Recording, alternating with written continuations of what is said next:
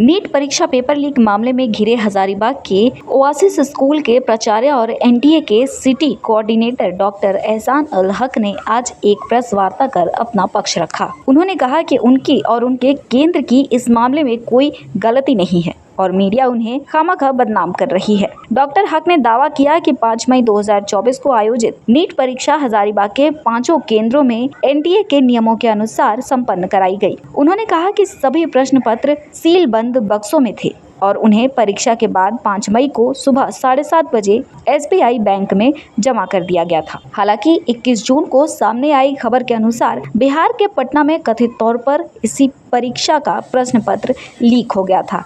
इसके बाद ईओयू की जांच टीम हजारीबाग पहुंची और ओआसिस स्कूल के साथ साथ एसबीआई बैंक का भी दौरा किया। देखिए, एक बात क्वाइट एविडेंट है कि स्कूल क्वेश्चन पेपर आता है 5 तारीख को, जिस दिन एग्जाम होती है, और एग्जाम से 15 मिनट पहले क्वेश्चन पैकेट्स खुलता है। तो स्कूल की संलिप्तता कहीं यहाँ पॉसिबिलिटी नहीं है। और जैसे आप सभी को मालूम है कि ये क्वेश्चन पेपर जैसे कि न्यूज में आ रहा है, जैसे कि कई सारे माध्यम से पता चल रहा है कि पटना में 4 तारीख को ही अवेलेबल था। तो ये बहुत बड़ा जांच का विषय है कि 4 तारीख को तो क्वेश्चन पैकेट्स हमारे पास नहीं था। तो 4 तारीख को क्वेश्चन पैकेट जिनके पास था, 3 तारीख को क्वेश्चन पैकेट जिनके पास था, काइंडली आप जांच वहां करें। आपके ऊपर आरोप लगा रहा है कि क्वेश्चन पेपर जो पैकेट है तो छेड़छाड़ हुई, किस रूप में देखते हैं? हाँ बोलिए, बोला। क्वेश्चन पैकेट्स के साथ जो छेड़छाड़ की जो बात आई है कि वो क्वेश्चन पैकेट्स के साथ छेड़छाड़ जो हुआ है, क्वेश्चन पैकेट्स ट्रंक के अंदर में 7 लेयर में कवर्ड होता है और वो 7 लेयर की जांच एक सीएस ने कर रखा था उस दिन, एक ऑब्जर्वर ने कर रखा था, दूसरा 2 नीट एस्पिरेंट जो कैंडिडेट्स होते हैं उन्होंने खुद जांच कर रखा था, 2 इन्विजिलेटर्स ने जांच कर रखा था। उतने सारे लोगों ने जांच करके सब ओके किया और सारी चीज कैमरे की निगरानी में होती है। सारी जांच में वो पास हुआ, कहीं भी कुछ मिला नहीं। हाँ, जो लास्ट क्वेश्चन पैकेट में जो ईओयू ऑफिसर्स कह रहे हैं कि कुछ गड़बड़ी पाया गया, वो कुछ क्वेश्चन का बुकलेट कुछ ऐसा होता है, एक सेल्फ एडेसिव एनवेलप होता है जो टेम्पर प्रूफ होता है, जिसमें टेम्परिंग नहीं कर सकते, कटफट नहीं कर सकते। नॉर्मली उससे क्वेश्चन स्टूडेंट के सामने कैंची से कट कर निकाला जाता है। 24 बच्चे एक क्लासरूम में होते हैं, उनके सामने से कैंची से कट करके निकाला जाता है, जिसका विटनेस बच्चे भी होते हैं। उन्होंने विटनेस भी होते हैं, उन्होंने गवाही भी दी इस बात की कि हमारे सामने ये कटिंग हुआ, सब कुछ ओके था, उन्होंने पैकेट को देखा।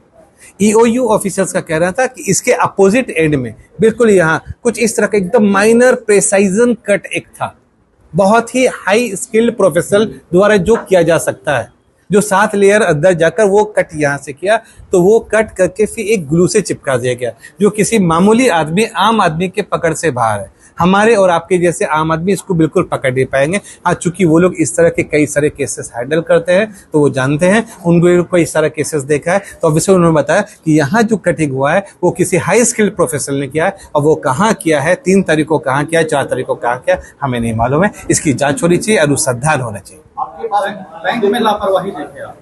बैंक में कुछ लापरवाही देखा गया, उनको नोटिस भी किया गया है, और ट्रांसपोर्टेशन एजेंसी में कुछ लापरवाही किया देखा गया, जिनको उन्होंने देखा है और इस पर रिपोर्ट भी गई है। बैंक से क्या गड़बड़ी? बैंक में जब हम लोग सबसे पहले ईओयू ऑफिसर्स के साथ गए थे तो उन्होंने सबसे पहले कहा कि नहीं, यहाँ से पेपर्स नहीं गए थे। उसके बाद हम लोग वापस दूसरे बैंक गए, वहां मालूम हुआ नहीं गए थे। अल्टीमेटली तीसरी बार गए तो उन्होंने डांटा और कहा पेपर्स तो यहीं से गए थे, आपको जानकारी नहीं है। फिर पेपर्स उनसे मांगा गया कि डॉक्यूमेंट्स दिखाइए जो रिसीविंग आपने किया, तो उनके पास रिसीविंग में सिर्फ एक एनटीए का चालान था और सिर्फ एक मेरा रिसीव किया डॉक्यूमेंट था। उनसे जब मांगा गया कि कुरियर एजेंसी से आपने जो रिसीव किया उनके डॉक्यूमेंट्स दिखाए, वो कोई डॉक्यूमेंट्स दिखा नहीं पाए। उन्होंने कहा वहां से कुरियर एजेंसी से कौन आया था बैंक में क्वेश्चन पैकेट जमा करने, नहीं बता पाए। उन्होंने कहा कि किस गाड़ी से आया था, वो नहीं बता पाए। किसने रिसीविंग लिया, वो नहीं बता पाए।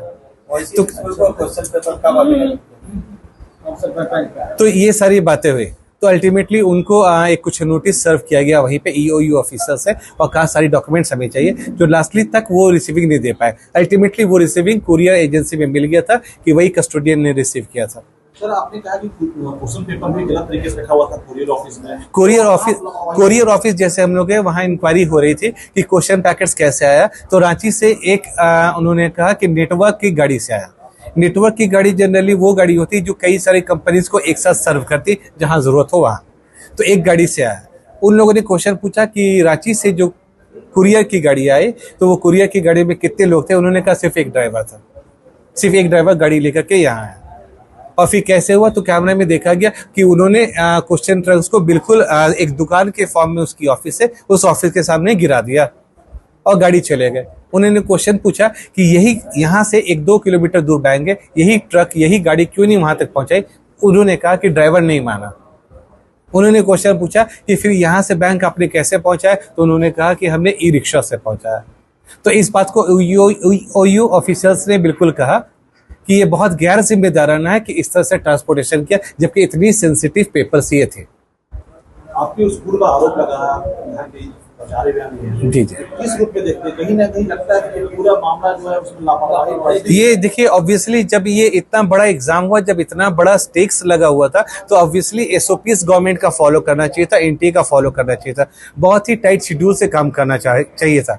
जितने भी स्कूल्स में एग्जाम हुआ, सारे स्कूल में सारे सीएस ने सारे एसओपीएस को फॉलो किया, सारे ऑब्जर्वर्स ने एसओपीएस को फॉलो किया, सारे इन्विजिलेटर्स ने एसओपीएस को फॉलो किया, सारे बच्चे जो गवाह थे इस बात का, जिन्होंने लिखित में गवाही दिया कि दैट एवरीथिंग वाज ऑलराइट, कहीं कुछ भी गड़बड़ नहीं था, जो खुद नीट एस्पिरेंट्स थे उन लोगों ने इस बात का गवाही दिया कि कहीं यहाँ किसी भी सेंटर में कुछ गड़बड़ी नहीं हुआ। जब यहाँ सब कुछ सही था तो भाई अब मामला आता है कि अगर कुछ गड़बड़ी हुआ तो कहाँ गड़बड़ी हुआ? तो एक पूरा तार जुड़ा है कुरियर एजेंसी से और ट्रांसपोर्ट से कि उन लोगों ने कैसे मिस हैंडलिंग किया इतना इंपॉर्टेंट और इतना सेंसिटिव पेपर्स के साथ कि एक नेटवर्क की गाड़ी से यहाँ भेज दिया और ई रिक्शा में क्वेश्चंस विदाउट कोई भी सिक्योरिटी वहाँ भेज दी।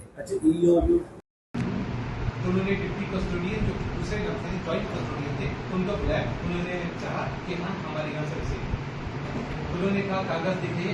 ईओ ऑफिसर से उनसे कागज मांगा तो कागज के नाम पर उनके पास सिर्फ एक चालान था जो एनटीए से आता है और मेरा रिसीविंग किया हुआ पेपर था जो कि हमने सारे सीएस के सामने रिसीव किया। बाकी कोई पेपर उनके पास अवेलेबल नहीं। उसी टाइम ईओपी ऑफिसर्स ने उनको कुछ नोटिस दिया या शोकॉज दिया जो बैंक में दिया, आप उनसे जानकारी ले सकते हैं। और उन्होंने कहा कि हमें सारी जानकारी आज ही आज चाहिए, आप इतने लापरवाह हैं कि सारी जानकारी आपके पास नहीं। उन्होंने ये भी क्वेश्चन किया कि आपके यहाँ कौन पहुंचाया था, पैकेट्स कौन सी गाड़ी में लेकर आया था, कौन बंदा लेकर आया था। इत्तेफाक की बात है उनके पास कोई जवाब इसका नहीं था। किस गाड़ी में आया था बैंक ऑफिसर्स को नहीं मालूम था, किसने रिसीव किया उनको ये भी नहीं मालूम था, कौन बंदा दे रहा था नाम भी नहीं मालूम था, कहीं कोई तरह की एंट्री नहीं थी। उन्होंने डांट रखा। इतना सेंसिटिव कस्टोडियन की इतनी जबरदस्त लापरवाही एक गवर्नमेंट इंस्टीट्यूशन से कैसे हो सकता है? तो अल्टीमेटली उनको नोटिस सर्व किया, नोटिस जवाब उनसे मांगा, लेकिन फिर भी वो ये बता नहीं पाए कि कौन आया, कौन कैसे आया एंड सो ऑन। अल्टीमेटली सबको पता था कि ब्लू डार्ट सर्विसेज से आया था। उसके बाद